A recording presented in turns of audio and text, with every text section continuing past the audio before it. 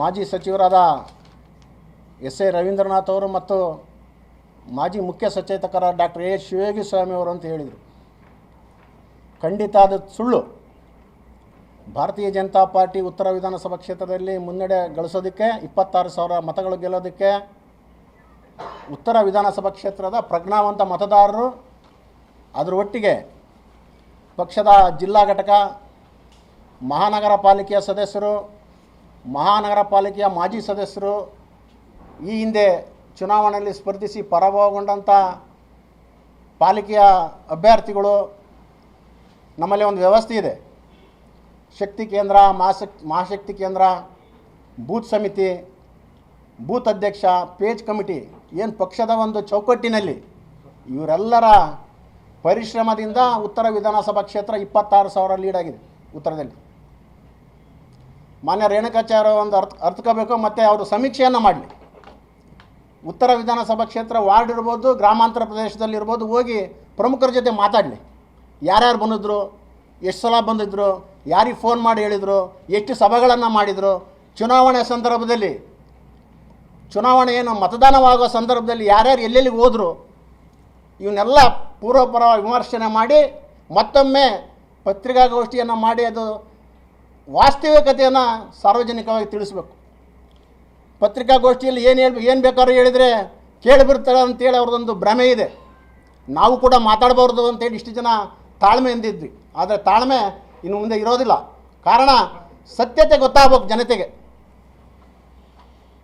ಅದರ ಜೊತೆಗೆ ನಮ್ಮ ಕಾರ್ಯಕರ್ತರು ತಿಂಗಳಗಟ್ಟಲೆ ಕೆಲಸ ಮಾಡಿದ್ದಾರೆ ಉತ್ತರ ವಿಧಾನಸಭಾ ಕ್ಷೇತ್ರದ ಇಡೀ ಜಿಲ್ಲೆಯಲ್ಲಿ. ಆದರೆ ವಿಶೇಷವಾಗಿ ಉತ್ತರದ್ದು ಮಾತಾಡ್ತೀನಿ ನಾನು. ಎಲ್ಲ ಪ್ರಮುಖರುಗಳು ತಿಂಗಳಗಟ್ಟಲೆ ಕೆಲಸ ಮಾಡಿದ್ದಾರೆ. ತಾವೇ ಅಭ್ಯರ್ಥಿಗಳು ಅನ್ನೋ ರೀತಿ ಕೆಲಸ ಮಾಡಿದ್ದಾರೆ. ಅದರ ಉದ್ದೇಶ ಏನಂತ ಹೇಳಿದರೆ, ಶ್ರೀಮತಿ ಗಾಯತ್ರಿ ಸಿದ್ದೇಶ್ ಅವರನ್ನು ಗೆಲ್ಲಿಸಬೇಕು, ಅದರ ಮೂಲಕ ಮತ್ತೊಮ್ಮೆ ಪ್ರಧಾನಿಯನ್ನಾಗಿ ನರೇಂದ್ರ ಮೋದಿ ಅವರನ್ನು ಮಾಡಬೇಕು ಅಂತೇಳಿ ನಮ್ಮೆಲ್ಲ ಹಿರಿಯರು, ನಮ್ಮೆಲ್ಲ ಪ್ರಮುಖರು ಕೆಲಸವನ್ನು ಮಾಡಿದ್ದಾರೆ. ಅದು ಬಿಟ್ಟು ಇವರು ಏನೋ ಓಲೈಕೆ ರಾಜಕಾರಣ, ಏನು ಗುಂಪಂತ ಮಾಡ್ಕೊಂಡ್ರೆ ಲಗಾನ್ ಟೀಮು, ಆ ಲಗಾನ್ ಟೀಮ್ ನಾವು ಹೇಳಿದ್ದಲ್ಲ, ಅವರುಗಳು ವಾಟ್ಸಪ್ಗೆ ಫೇಸ್ಬುಕ್ಗೆ ಬಿಟ್ಕೊಂಡಿದ್ದು. ಡೆಲ್ಲಿ ಬಾಯ್ಸ್ ಅಂತೇಳಿ ನಾವು ಹೇಳಿದ್ದಲ್ಲ. ಈ ಫೇಸ್ಬುಕ್ಗಳನ್ನ ನೋಡ್ಬೇಕಾಯ್ತು, ಸೂಟ್ಕೇಸ್ ತಗೊಂಡು ಹೋಗೋದು, ತಗೊಂಡು ಬರೋದು ನೋಡಿದರೆ ನಮಗೆ ನಾಚಿಕೆ ಆಗುತ್ತೆ. ನಮಗೆ ಅವ್ರಿಗೆಲ್ಲ ಅವರೇ ಬರ್ಕೊಂಡಾರ ಅದ್ರಾಗ ನಾವು ಡೆಲ್ಲಿ ಬಾಯ್ಸ್ ಅಂತೇಳಿ. ಹಾಗಾಗಿ ಎಲ್ಲರಿಗೂ ಗೊತ್ತದ್ದು. ಮೊನ್ನೆ ಹೇಳ್ತಾರೆ ಅವ್ರು ಕಟ್ಟಿದ್ದಾರೆ ಅಂತ, ನಾವು ಯಾರು ಕಟ್ಟಿದ್ದಲ್ಲ ಅದನ್ನು. ಉತ್ತರ ವಿಧಾನಸಭಾ ಕ್ಷೇತ್ರ ಯಾವತ್ತೂ ಸಂಘಟನಾತ್ಮಕವಾಗಿದೆ. ಎಲ್ಲರ ಪರಿಶ್ರಮದಿಂದ ನಾವು ಅಷ್ಟೊಂದು ಮತಗಳನ್ನು ತೆಗೆದುಕೊಂಡಿದ್ದೇವೆ. ಜೊತೆಗೆ ನಮ್ಮ ಡಾಕ್ಟರ್ ಎ ಶಿವಯೋಗಿಸ್ವಾಮಿ ಇರ್ಬೋದು ಮತ್ತು ರವೀಂದ್ರನಾಥ್ ಅವರು ಹಿರಿಯರು, ಅವ್ರ ಬಗ್ಗೆ ಗೌರವ ಇದೆ. ಆದರೆ ಚುನಾವಣೆಯಲ್ಲಿ ಕಾರ್ಯವೈಖರಿ ಸರಿಯಿಲ್ಲ ಅಂತೇಳಿ ನಾನು ನೇರವಾಗಿ ಆಪಾದನೆಯನ್ನು ಮಾಡ್ತೇನೆ. ಜೊತೆಗೆ ಕೆಲ ನಾಯಕರು ತತ್ವ, ಸಿದ್ಧಾಂತ, ಆದರ್ಶ, ನೀತಿಕತೆ, ಮೌಲ್ಯತೆ ಇವೆಲ್ಲವನ್ನು ಕಾರ್ಯಕರ್ತರಿಗೆ ಬೋಧಿಸ್ತಾರೆ. ಏನು ಹೇಳ್ತಾರೆ? ಮೌಲ್ಯಾಧಾರಿತ ರಾಜಕಾರಣ,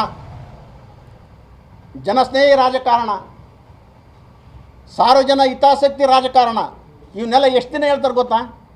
4 ವರ್ಷ 11 ತಿಂಗಳು, 4 ವರ್ಷ 11 ತಿಂಗಳು ಎಲ್ಲ ಕಾರ್ಯಕರ್ತರಿಗೂ ಬೋಧನೆ ಮಾಡ್ತಾರೆ. ಇನ್ನೊಂದು ತಿಂಗಳು ಏನು ಮಾಡ್ತಾರೆ? ಅವ್ರಿಗೆ ಬೇಕಾದ ಒಂದು ಕ್ಯಾಂಡಿಡೇಟ್ ಹಿಡಿತಾರೆ. ಆ ಕ್ಯಾಂಡಿಡೇಟ್ಗೆ ಏನಾರ ಚುನಾವಣೆಯಲ್ಲಿ ಟಿಕೆಟ್ ಸಿಗದೆ ಹೋದರೆ ಅದನ್ನೆಲ್ಲ ಅವ್ರ ಮನೆ ಲಾಕ್ ಮಾಡ್ತಾರೆ. ಅದನ್ನ ಬೀಗಕ್ಕೆ ಲಾಕ್ ಮಾಡಿ ಎರಡನೇ ಒಂದು ಮುಖವನ್ನು ಅನಾವರಣ ಮಾಡ್ತಾರೆ. ಆ ಸತ್ಯ ಹರಿಶ್ಚಂದ್ರ ಏನಾರು ಇವತ್ತಿದ್ದಿದ್ರೆ ಮೂರ್ಛೆ ಹೋಗ್ತದೆ ಇವರು ನೋಡಿದ್ದು. ಅಷ್ಟು ಪ್ರಾಮಾಣಿಕರು ಇವರು. ಪ್ರಾಮಾಣಿಕರು ಏನು ಮಾಡಿದರು ಚುನಾವಣೆಯಲ್ಲಿ? ಎಲ್ಲೆಲ್ಲಿ ಹೋದರು? ಬೆಂಗಳೂರಲ್ಲಿ ಯಾರ್ಯಾರನ್ನು ಮೀಟ್ ಮಾಡಿದರು? ದಾವಣಗೆರೆಯಲ್ಲಿ ಹೊರವಲಯದಲ್ಲಿ ಯಾರ್ಯಾರನ್ನು ಮೀಟ್ ಮಾಡಿದರು? ಜೊತೆಗೆ ವಾಟ್ಸಾಪ್ಗಳಲ್ಲಿ ಮೆಸೇಜ್ಗಳನ್ನು ಏನೇನು ಹಾಕಿದ್ದಾರೆ, ಕೆಲವರು ತೋರಿಸಿದ್ರು ಈ ರೀತಿ ಮಾಡ್ತಾರೆ ಅಂತೇಳಿ. ನಾವು ಪ್ರಾಮಾಣಿಕರು ಅಂತ ಹೇಳ್ತಾರಲ್ಲ, ಇದು ಸೋಲಿಗೆ ಕಾರಣ GM ಸಿದ್ದೇಶ್ವರವರು.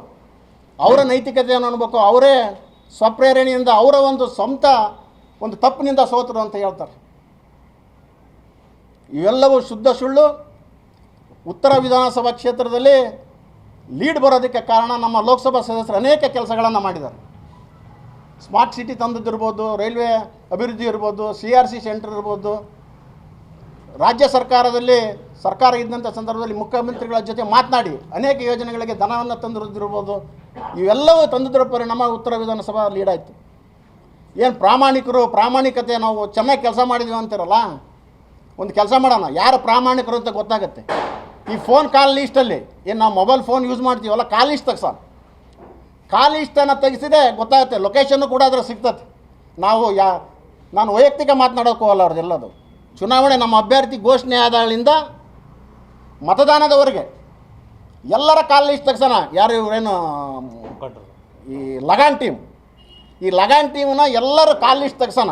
ಆ ಕಾಲ್ ಲಿಸ್ಟಲ್ಲಿ ಏನೇನು ಸಿಗ್ತದೆ, ನಾವು ಲೊಕೇಶನ್ನು ಸಿಗ್ತದೆ, ಯಾರ್ಯಾರ ಜೊತೆ ಚಾಟ್ ಮಾಡಿದ್ದೀವಿ, ಯಾರ ಜೊತೆ ಮೊಬೈಲ್ನಲ್ಲಿ ಮೆಸೇಜ್ ಹಾಕಿದ್ದೀವಿ, ಜೊತೆ ನಾವು ಎಲ್ಲೆಲ್ಲಿ ಹೋಗಿ ಪ್ರಚಾರ ಮಾಡಿದ್ದೀವಿ, ಯಾವ್ಯಾವ ಮುಖಂಡರ ಜೊತೆ ಸಂಪರ್ಕವನ್ನು ಬೆಳೆಸಿ ಎಲ್ಲದೂ ಗೊತ್ತಾಗತ್ತೆ.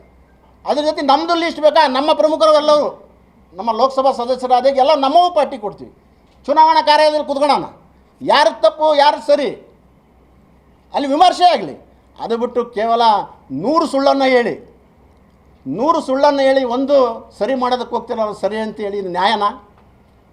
ಖಂಡಿತ ಮುಂದಿನ ದಿನದಲ್ಲಿ ಭಾರತೀಯ ಜನತಾ ಪಾರ್ಟಿ ಪ್ರತಿಯೊಬ್ಬ ಕಾರ್ಯಕರ್ತರು ಜಾಗೃತರಾಗಿದ್ದಾರೆ. ಈ ಹಿಂದಿತ್ತು ರಾಜಕಾರಣ, ಅವಾಗೆಲ್ಲ ಈ ರೀತಿ ತಾಂತ್ರಿಕ ವ್ಯವಸ್ಥೆಗಳಿರಲಿಲ್ಲ.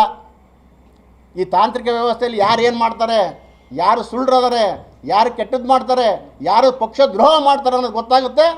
ಮುಂದಿನ ದಿನ ನೀವೇನು ತಪ್ಪನ್ನು ಮಾಡಿದಿರಿ, ಇದು ಸೂಕ್ತ ಬೆಲೆಯನ್ನು ತೀರಬೇಕಾಗುತ್ತೆ ನೀವೆಲ್ಲ. ಈ ಸೋಲಿಗೆ, ಲೋಕಸಭಾ ಕ್ಷೇತ್ರದ ಸೋಲಿಗೆ ಕಾರ್ಯಕರ್ತರು ಯಾರು ಹೊಣೆಗಾರರಲ್ಲ. ಕಾರ್ಯಕರ್ತರು ಪ್ರಾಮಾಣಿಕವಾಗಿ ಮಾಡಿದ್ದಾರೆ, ಮುಖಂಡರು ಪ್ರಾಮಾಣಿಕವಾಗಿ ಮಾಡಿದ್ದಾರೆ.